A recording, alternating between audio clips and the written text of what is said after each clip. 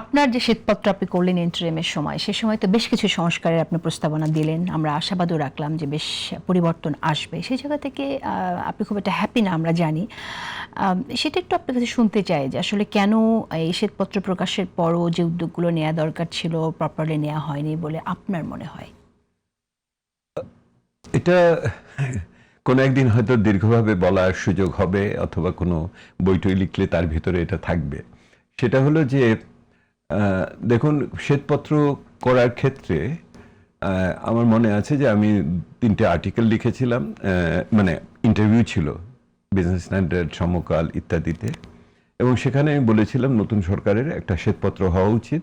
অর্থাৎ তারা যেই উত্তরাধিকার নিয়ে দাঁড়িয়েছে, এই উত্তরাধিকারটি প্রকাশ্য হওয়া উচিত, স্বচ্ছ হওয়া উচিত। না হলে পরে ওই যেই উন্নয়নের যেই বয়ান তৈরি হয়েছিল তার সত্যতা সম্বন্ধেও মানুষ জানবে না, এবং আপনারা যে কাজগুলো করবেন আগামী এই সরকার, অন্তর্বর্তী সরকার, তাদেরও কাজের কিন্তু বিভিন্ন ধরনের অপব্যাখ্যা হবে।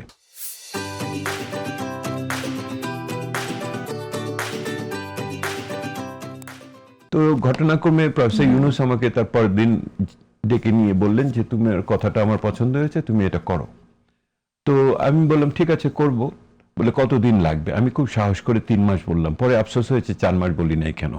তো 3 মাসের ভিতরে 90 দিনেই কিন্তু আমি রিপোর্ট দিয়ে দিয়েছি। উনি জিজ্ঞেস করলেন যে আমি বললাম যে এই কাজটা আমি একা পারবো না। বলে ঠিক আছে তুমি বানাও, নাও। আমি বলছি যাদের নিব আপনি আবার তাদের উপরে কিছু বলবেন কেন? বললেন না, আমার কোনো আপত্তি নাই। তারপর উনি আমাকে জিজ্ঞেস করলেন যে কত লাগবে? আমি বললাম কিছু লাগবে না। উনি আশ্চর্য হয়ে গেলেন, বলে কিছু লাগবে না? আপনি কিচ্ছু লাগবে না, এমনকি চায়ের খরচ দিতে হবে না, আসা যাওয়া রাহা খরচও লাগবে না, আমরা নিজেদের মতো করে আসবো যাবো, এটা দেশের সেবা অংশ হিসেবে আমি দেখি। তো বলে তুমি তো দেখো, অন্যেরা কেন দেখবে? আমি যে আপনাকে আমি নিশ্চয়তা দিয়ে বলছি, আমার পেশাজীবী আমার সহকর্মীরা সকলেই এটা করবে, এবং তাই হয়েছে। আমরা 3 মাসে যা করে দিয়েছি ওটার ভিতরে আমি পরে একটা মূল্যায়ন করেছিলাম যে এটা আমরা যদি কনসালটেন্সি হিসেবে করতাম কত 25 কোটি টাকার কাজ। এটা 25 কোটি টাকার কাজ ছিল 3 মাসের ভিতরে করা, অন্যান্য অনেক হিসাব না করলেও।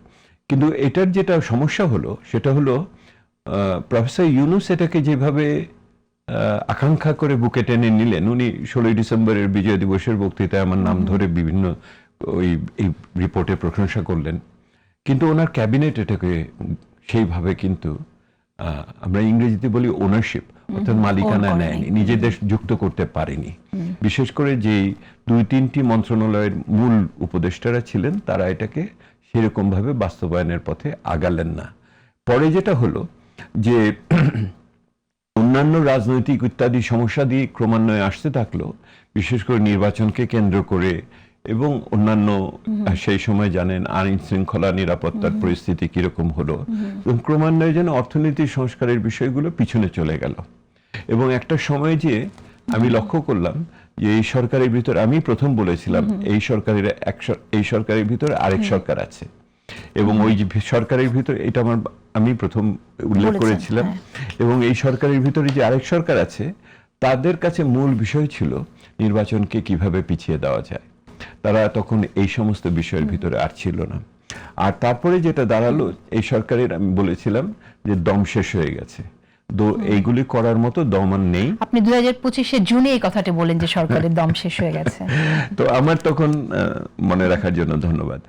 তখন যেটা হলো যে আমরা তখন সরকারকে বললাম যে অন্তত নথিবদ্ধ করে যান, এগুলি এতগুলি কমিশন হলো, এতগুলি রিপোর্ট হলো, এতগুলি, এবং আপনারা লক্ষ্য করেন সেই সময় সরকার যে জাতীয় ঐক্যমত্য কমিশন নিয়ে যতখানি ব্যস্ত হয়ে গেল রাজনৈতিক ঐক্যমত্য সৃষ্টি করার জন্য এবং তাদের প্রস্থানের পথকে নিশ্চিত করার জন্য, তারা অর্থনীতি সংস্কার করার জন্য আর কোনো উদ্যোগ নিতে পারল না। তবে সরকারের পক্ষে আরও একটা সমস্যা হলো যে এই সমস্ত সংস্কার করার জন্য যে প্রশাসনিক সক্ষমতা লাগে, সেই অভিজ্ঞতা লাগে, এবং আমলাদের সহযোগিতা লাগে।